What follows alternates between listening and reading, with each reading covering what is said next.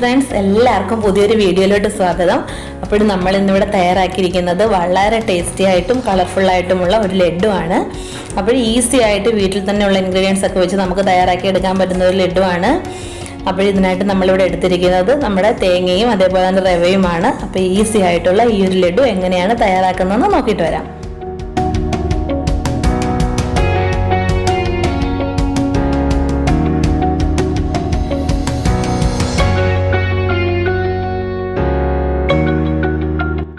അപ്പോൾ ഈ ഒരു ലഡു തയ്യാറാക്കി എടുക്കാനായിട്ട് ഞാനൊരു പാന് ചൂടാക്കാനായിട്ട് വെച്ചിട്ടുണ്ട്. അതിലോട്ട് 2 ടേബിൾ സ്പൂൺ നെയ്യ് ഒഴിച്ചു കൊടുത്തിട്ടുണ്ട്.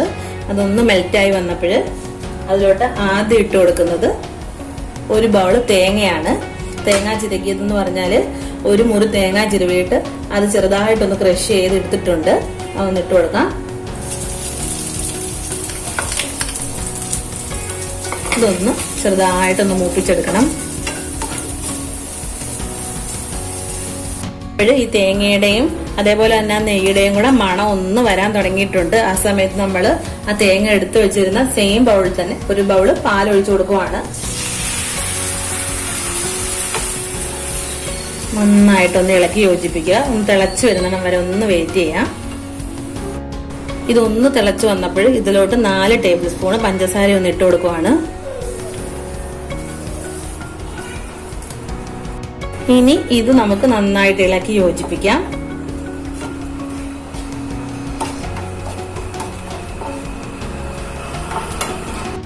അടുത്തതായിട്ട് നമ്മൾ ചേർത്ത് കൊടുക്കുന്നത് പിങ്ക് ഫുഡ് കളറാണ്. ഇത് ഓപ്ഷണൽ ആണ്. അതുകൂടി ചേർത്ത് കൊടുത്ത ശേഷം നന്നായിട്ടൊന്ന് ഇളക്കിയെടുക്കാം.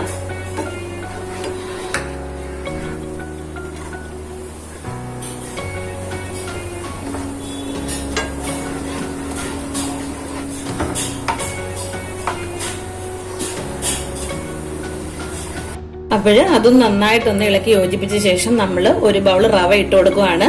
ഇത് റവ എന്ന് പറയുന്നത് നന്നായിട്ട് റോസ്റ്റ് ചെയ്തെടുത്ത റവയാണ്. അതും ഇട്ട് കൊടുത്ത ശേഷം നന്നായിട്ട് ഇളക്കി യോജിപ്പിക്കാം.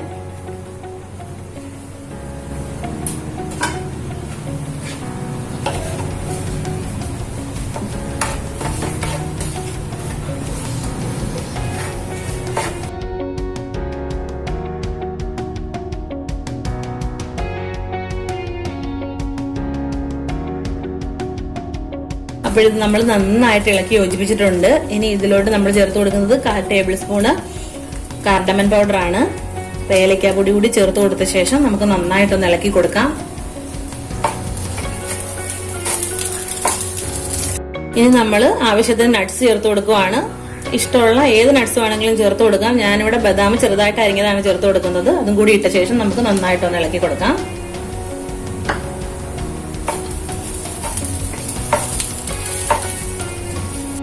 ഇനി നമുക്ക് ഫ്ലെയിം ഓഫ് ചെയ്യാം. പിന്നെ ഇത് നന്നായിട്ട് തണുത്ത നല്ല ചെറിയ ചൂടോടെ നമുക്ക് ഉരുട്ടിയെടുക്കണം. അപ്പോൾ ഒരുവിധം നമുക്ക് കയ്യിൽ ചൂട് അടിക്കാത്ത വിധം ഒന്ന് തണുത്ത ശേഷം നമുക്കിത് ഉരുട്ടിയെടുക്കാം. അപ്പോഴേ ഇതിന്റെ ചൂടൊക്കെ ഒന്ന് മാറി വന്നിട്ടുണ്ട്. ഇപ്പോഴും നമുക്കിത് കൈകൊണ്ട് തൊട്ടാൽ വലിയ കുഴപ്പമില്ല. ഞാൻ എന്നെ ഒന്ന് ഉരുട്ടിയെടുക്കാൻ പോവാണ്.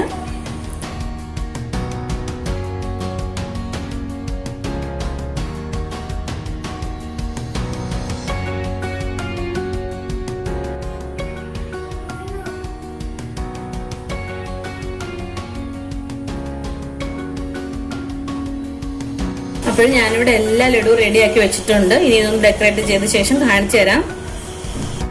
അപ്പോഴും നമ്മുടെ ലഡു എല്ലാം ഞാനിവിടെ കോക്കനട്ടും അതേപോലെ തന്നെ കിസ്മിസും വെച്ചിട്ട് ഡെക്കറേറ്റ് ചെയ്ത് വെച്ചിട്ടുണ്ട്. വളരെ ഈസി ആയിട്ട് നമുക്ക് വീട്ടിൽ തന്നെ കടയിൽ നിന്നൊക്കെ മേടിക്കുന്ന പോലെ തന്നെ തയ്യാറാക്കി എടുക്കാൻ പറ്റുന്ന ഒരു ലഡു ആണ്. അപ്പൊ എല്ലാവരും ഒന്ന് തയ്യാറാക്കി നോക്കുക. തയ്യാറാക്കി നോക്കിയിട്ട് ഇഷ്ടപ്പെടുവാണെങ്കിൽ ലൈക്കും ഷെയറും കമന്റും ചെയ്യുക. അതേപോലെ തന്നെ സബ്സ്ക്രൈബ് ചെയ്യാത്ത ആരെങ്കിലും ഉണ്ടെങ്കിൽ ഒന്ന് സബ്സ്ക്രൈബ് ചെയ്ത് സപ്പോർട്ട് കൂടി ചെയ്തേക്കണേ. അപ്പൊ ഇനി നല്ലൊരു വീഡിയോ ആയിട്ട് കാണുന്നിടം വരേക്കും താങ്ക് യു.